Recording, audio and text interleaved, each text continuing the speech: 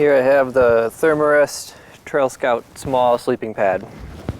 I've been using this sleeping pad for 3 years, I think. This thing has seen a lot of miles and it's held up surprisingly well. It's not even very expensive. You can get this for under 50 bucks. It has a little bit of insulation built into it, but it's also an inflatable pad. And because of that, you can blow it up really quickly. It only takes 4 or 5 breaths to blow this thing up completely. This is the sleeping pad that I've been using on through hikes. It's very minimalistic, very lightweight. Even though it is very thin, it's only about an inch thick.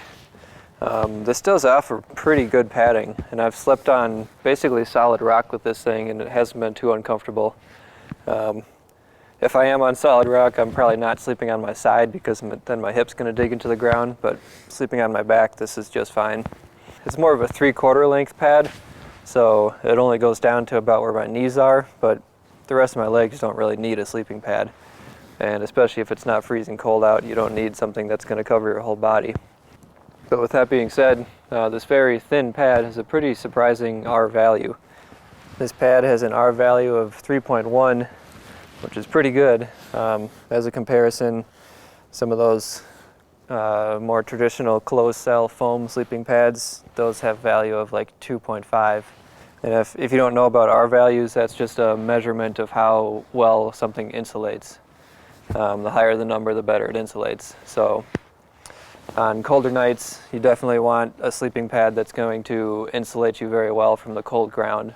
Because even if you have a very warm sleeping bag, if you're sleeping on cold ground, that heat will leave through the bottom of your sleeping bag.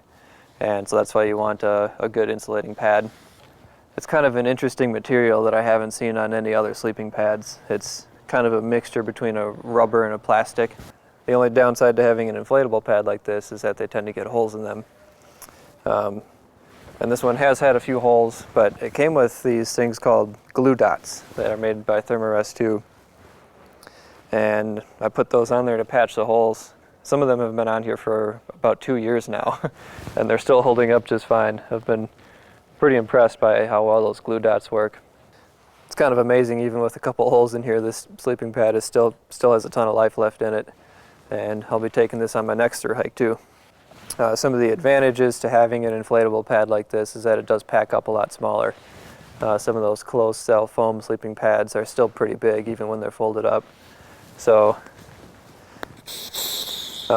this thing folds up into a pretty small package, and it's pretty lightweight too. It's only 14 ounces.